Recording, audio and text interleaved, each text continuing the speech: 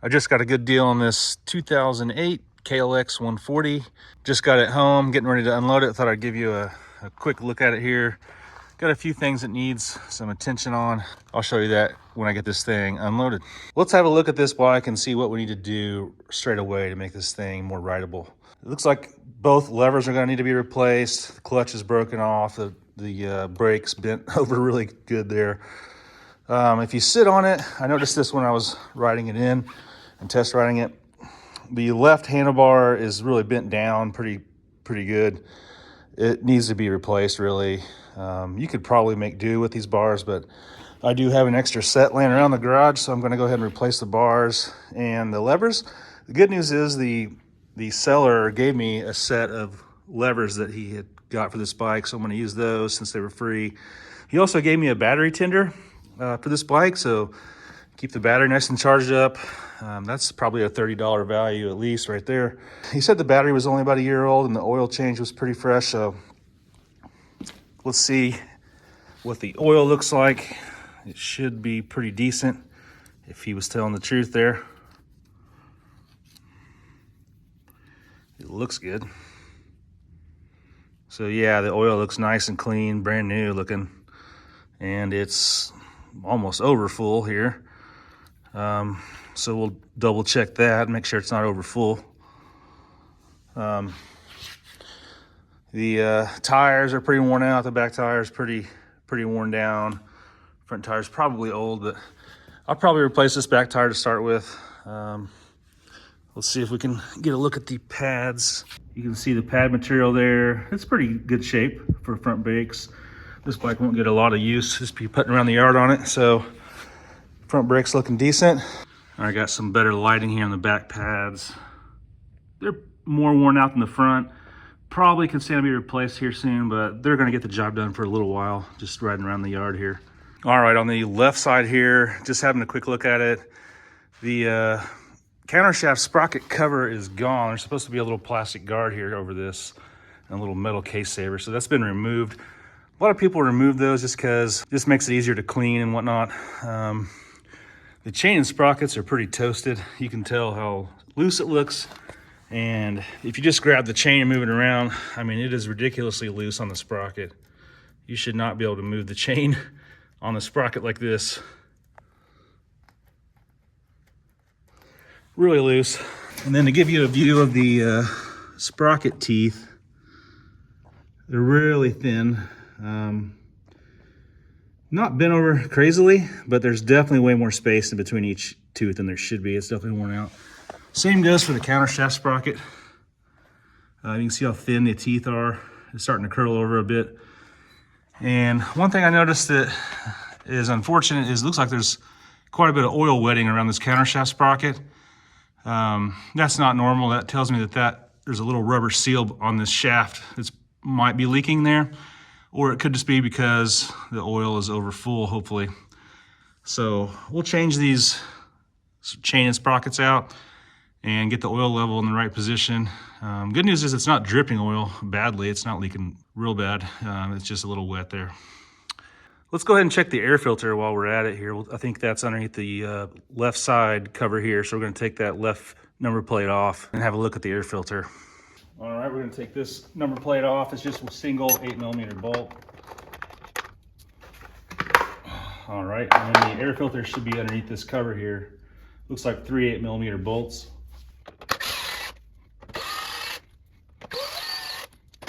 Make that 4 bolts. We missed one here. Oh yeah, that thing looks brand new. So we got a nice filter in here. It looks like it's got a little oil on it. This thing's been taken care of. It's got oil, it's had oil changes and filter cleanings. So that's a good sign anytime you buy a used bike to see stuff like this. So I'm not gonna touch that air filter, it looks good.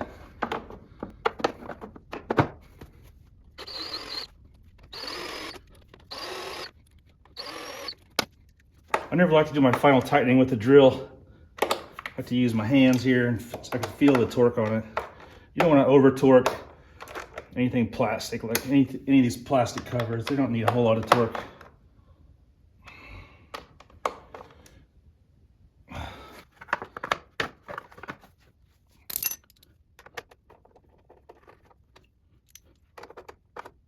All right, let's go ahead and start looking at these bars and levers here. So let's take off that crossbar pad and see if we can see how badly the bars are bent.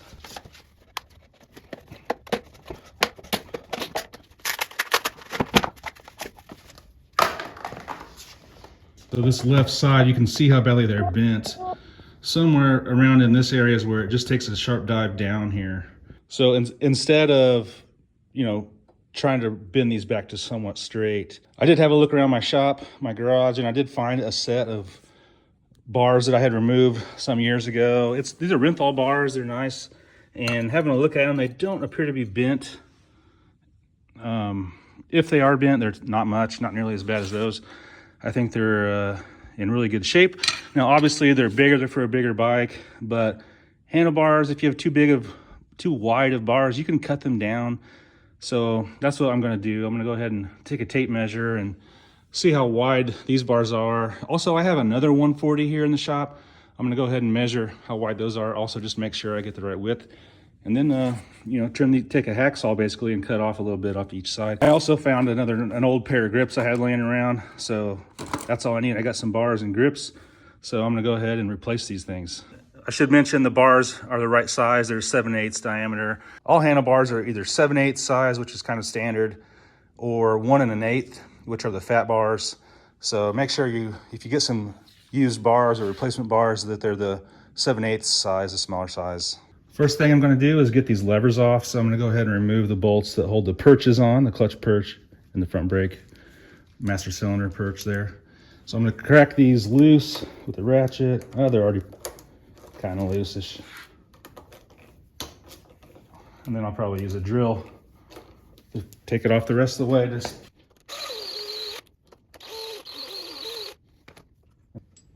Just so we don't lose the bolts and stuff. Go ahead and start them back in there.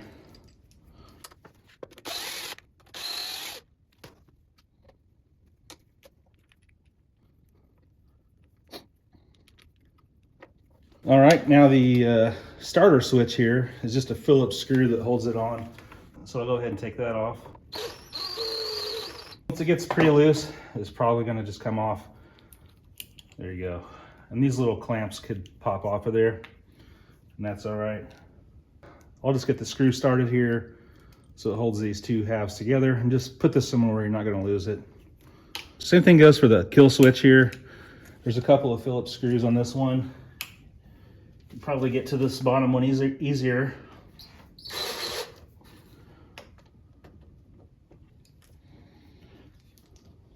There you go. It pops right off. So since these are stock handlebars still, they have the cable holders right here. Most handlebars just have a little zip tie around here, and you just cut that off. But since these are stock, they have a little plastic rubber kind of loop, that hold down thing that presses it into a hole in the handlebars. So I'm gonna go ahead and pull that out of the bars. There's one on the throttle side also.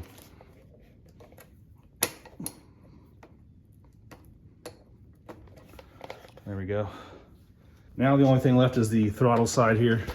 On the throttle side, the whole thing's covered up by this rubber piece, and the cable has this big rubber grommet kind of thing. This rubber thing just keeps the cable from kinking. It keeps it going into the assembly sort of straight. So you can grab this and loosen it and sort of pull it off out of the way. And then now this rubber piece, you can also be careful not to tear it. You can pull it out of the way. But what holds it on your handlebars actually is a couple screws in the bottom. There's one, and the other one there. So there is the bottom half and top half there. So again, let's not lose these screws and put them back in.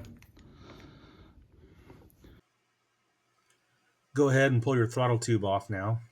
I'll probably need to take this apart anyway to get that cable reinstalled on the throttle assembly. So I'm going to take these couple of screws out here.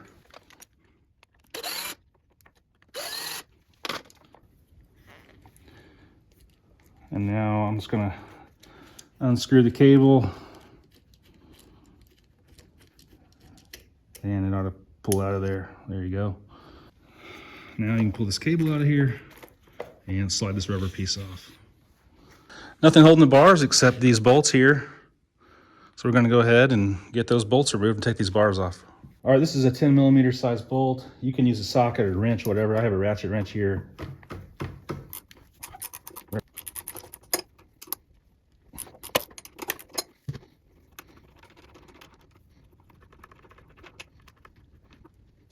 The bars ought to pull right out of there. And that's it.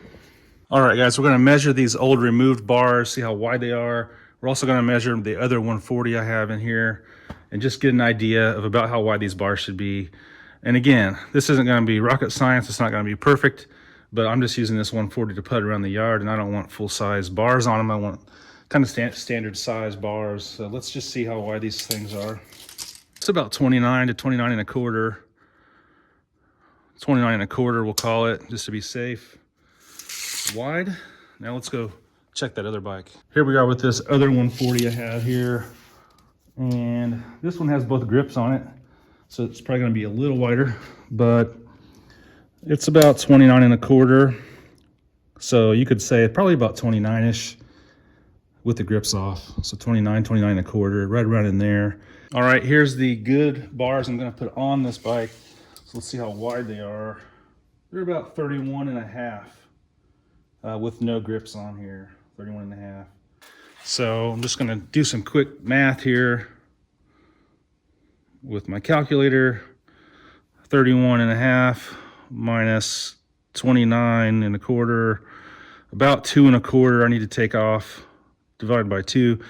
I need to take about 1.125, or 1 1/8, that is. About 1 1/8 off of each side to kind of get down to the 29 and a quarter mark. Okay, I've marked about 1 1/8 on both sides. I'm just going to cut this off with a hacksaw.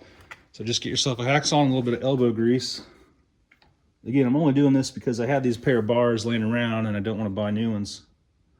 And these will work fine if I can cut them off to the right length.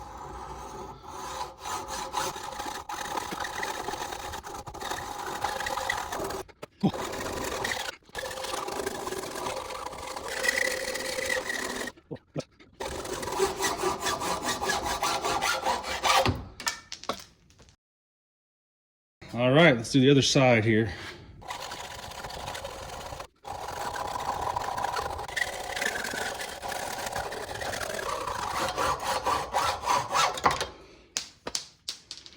All right, I got these cut off. Now it's probably a little rough on the edges, so I'm gonna file it down. Just get it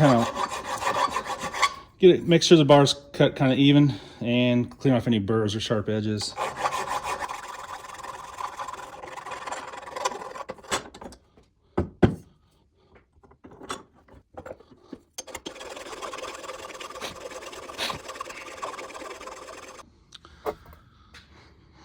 All right, after I cut that off, let's measure it here. The first time I'm measuring it, see if it's close.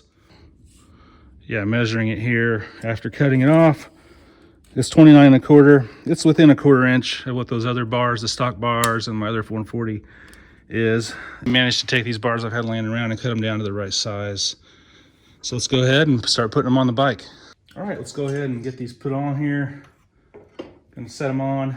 And Renthal has these marks on the bars so you can adjust the angle. So just kind of even up the spacing where those are. Let's get the clamps started here.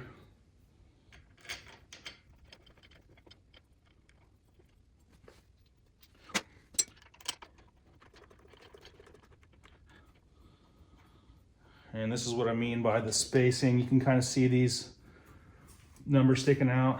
You can just even it up to where about the equal amounts of this mark is sticking out of the clamps. Something like that. That's pretty close for now. We can always do some fine tuning later. I'm just gonna snug these up a little bit for now because we'll have to adjust the final position later anyways. So now they're on here good enough to where we can start mounting the controls on. All right, let's do the clutch side first. It's a little bit easier.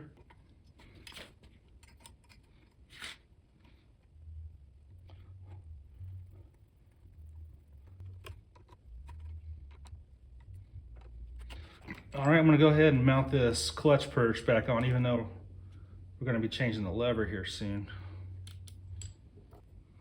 Just gonna get it put on here loosely for now. All right, let's work on this throttle side here. Let's get this front brake back on. So put it on, and again, the clamp has an up arrow. So put that pointing up.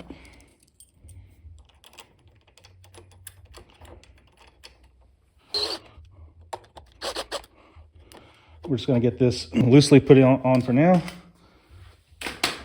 Now we're going to do the starter switch.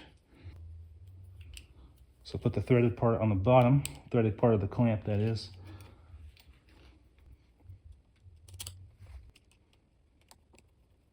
There we go. Got it started. It'll be something like this here.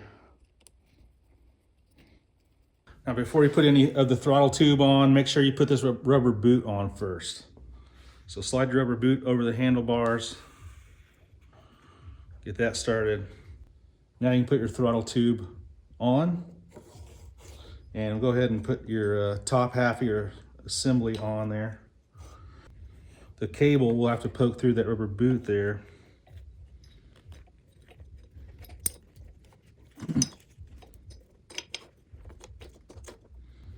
And see if you can get the head of the cable here in the right spot. Oh, there is a plastic cable guide here. If it fell out, put it back in. And then get your threaded part of your cable started in the housing there. Again.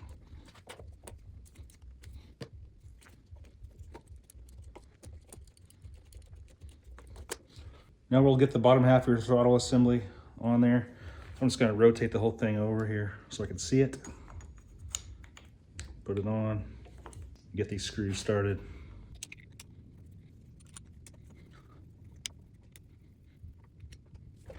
Go ahead and put this top cover on now. Make sure your throttle cable's in there right and your guide's in there.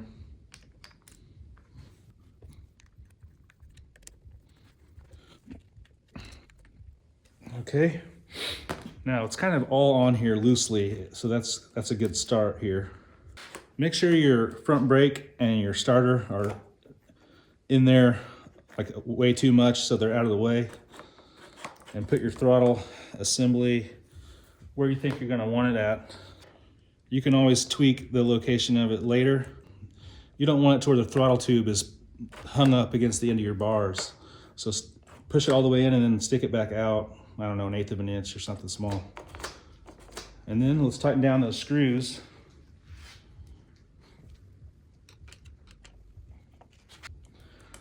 Again, we can fine tune the location later if you want to. Now we want to make sure that we have some play in the cable, but not too much play. So right now my tube is really loose. So if you turn the cable to where it pulls the metal part out of the housing, that should tighten the cable up. So I'm going to pull it out, and I'll probably have less play here. So as you loosen it out, you should have less and less play.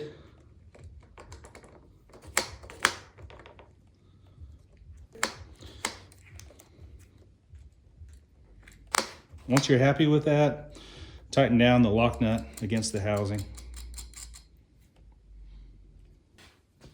So just hold the outside part, tighten the lock nut against the housing. And then you can pull that rubber boot back over. Move your start switch somewhere where you want it here, closer to your throttle. Tighten that screw up. And then you move your front brake in, back in towards your throttle.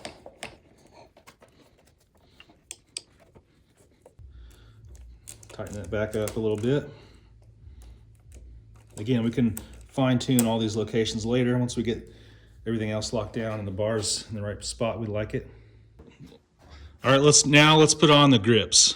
Now the clutch side's already removed, the old grip, and the Throttle side, I'm going to cut that little grip off. I'm just going to take a box cutter, try to cut this thing off as best I can. There we go.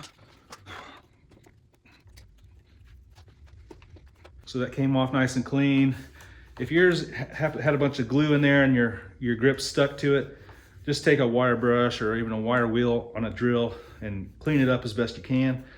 If your throttle tube is cracked or broken, you're gonna have to get a new one. And if you're using glue, don't get too much glue on it to where you don't want the glue to go between the throttle tube and the handlebars, because then it'll be a sticky throttle there. So for your grips, look at your new grips. One of them will have a little bit bigger diameter. This one here, that is for your throttle side. You need to get yourself some kind of grip glue, and you put that glue in evenly spread on the handlebar side.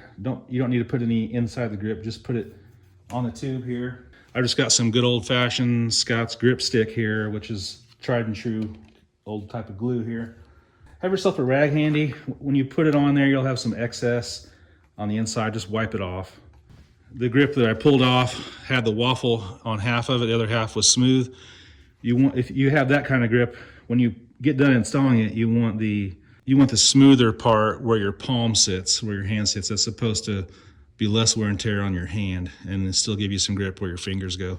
But the grip I'm using is a full waffle pattern, so it doesn't matter where it ends up on there. I'm just gonna put it on there. And it's the grip I had laying around, so it's free, so that's a good thing. Get a little bit of this glue on here. Probably need to put more on the outside, because as you press it on, it'll, push it on there. That looks to me like a decent amount of glue. And I think I've saved enough for the clutch side. And make sure you have the one with a bigger diameter. And let's go ahead and start pulling it on there.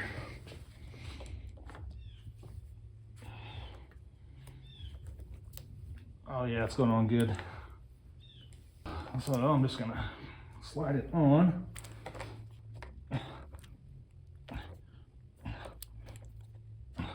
Oh yeah, that seemed to go on really well. So I've got it against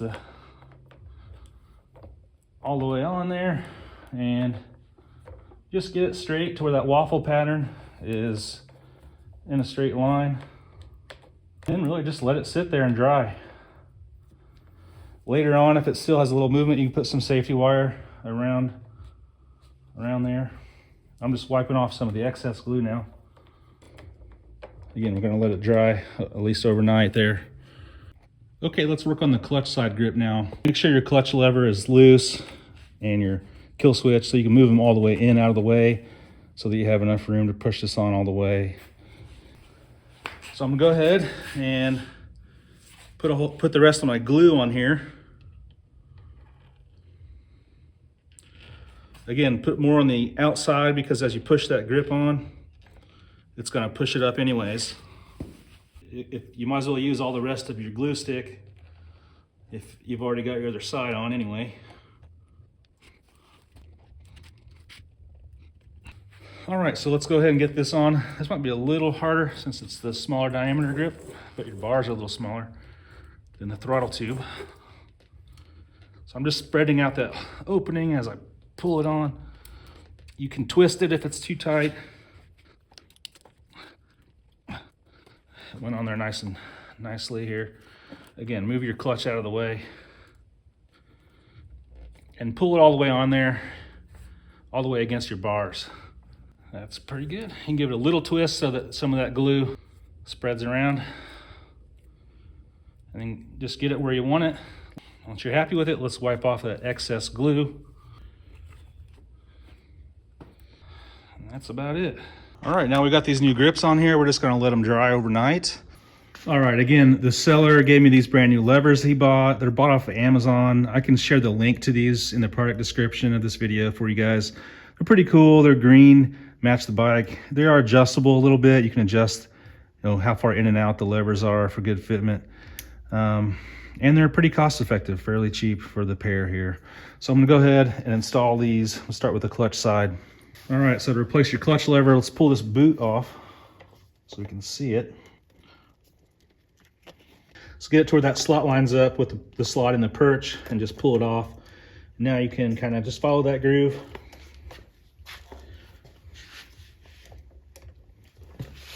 And pull it out of your lever. So mine's not really wanting to come out of there very easily, so I'm just going to go ahead and take the lever off. Take this 8mm bolt out. So if you have a nut on the bottom, hold that. I didn't realize there was a nut down there. Now it ought to come out. All right. The lever should come off now. Now I can see this pretty well, and it should come out of there. There's a little plastic sleeve that cable's in. Should be able to take this flat screwdriver here and just poke that out.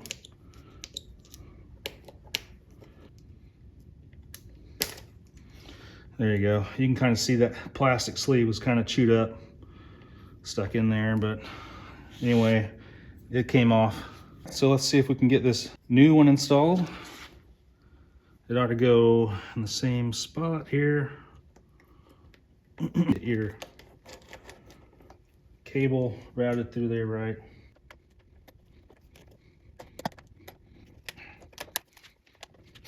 Now let's see if we can get this bolt back in there.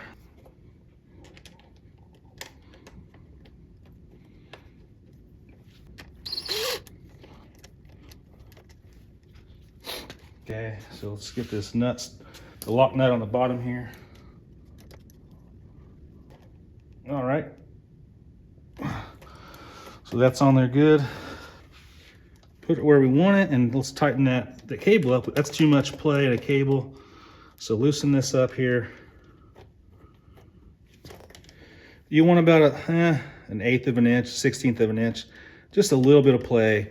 You don't want your clutch to be engaged all the time while you're riding it, so you want this to have a little play in it.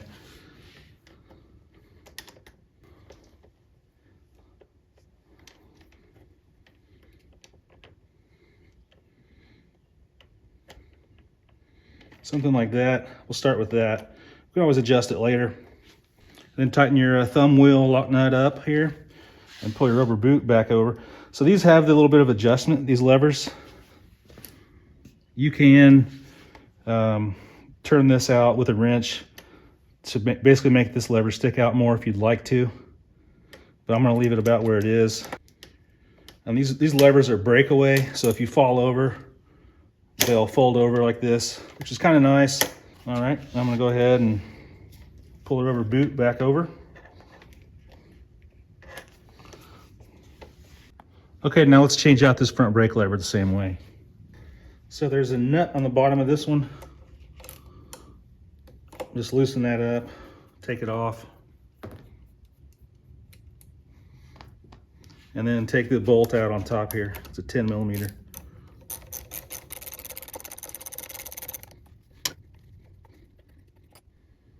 I think that's it. There is a spring in here, be careful. All right, so let's get that spring engaged in that hole there. And then just kind of, let's push it into place. And get this bolt back in.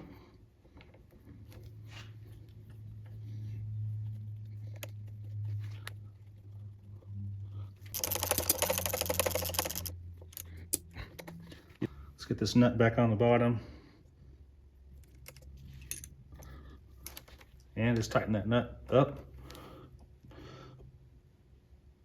All right, now we've got a front brake lever that's not all bent up. It looks good. It's got the breakaway too, where it folds over. And we can adjust the play on this lever if we want to a little bit. But it looks good. You don't usually need your pinky for these levers, so it gives you good 2 or 3 finger control here. Okay, now it's the next morning. I've let these grips dry overnight, so they're on there pretty good. They're not slipping like they were when the glue was wet. Now that I have everything installed, it's not super tight yet. I'm gonna go ahead and get my bars where I think I want them. I might lower them down just a little.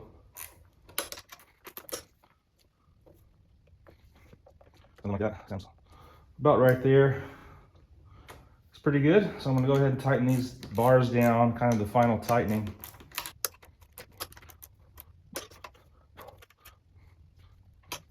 Next thing I need to set is the clutch perch here.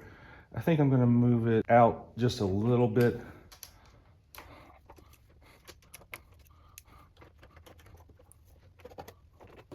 So then tighten up that perch. The next thing is this run switch here. I'm gonna move it over where I can reach it with my thumb. Now tighten that up when you get it where you want it. I think I'm gonna rotate my throttle forward just a little bit. And to do that, I need to move my front brake. So I'm just looking at this and how level that is. I'm gonna move it forward just a hair. And then tighten it back down.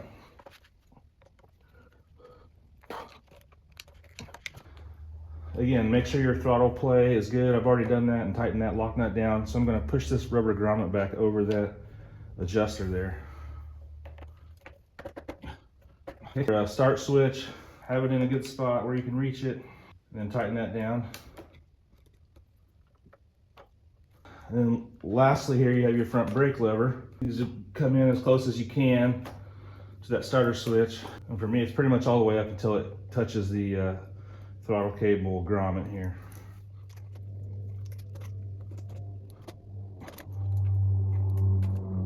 Okay, now I'm gonna go ahead and put a zip tie to hold this starter wire down a little bit better. And just route it along the handlebars and put you a tie. It doesn't need to be super tight. You're just routing it there so it stays out of the way and doesn't get caught up on anything. And trim that off. So the on-off switch and then the clutch sensor wire here, we're going to tie those down with a zip tie to the handlebars.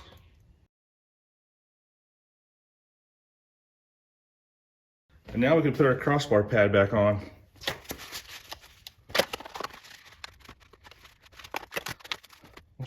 All right, so this 140 is looking a lot better. We've got new levers on there. We've got new grips. We've got new handlebars put on there, and it's all back together and adjusted how I like it. So this thing's gonna be a lot more rideable now. And the good news is all that stuff I did for no cost to me, since I had some of those parts laying around and the seller gave me those levers. Next step will be for me to order up some chain and sprockets and possibly a back tire and look into getting a new countershaft sprocket guard just to cover that back up. Thanks for joining me on part 1 of this 140 maintenance here. If this video helped you out, give me a thumbs up, and thanks for watching the Repair Nut videos. Here's a link to follow my channel and a couple more videos I think you might like.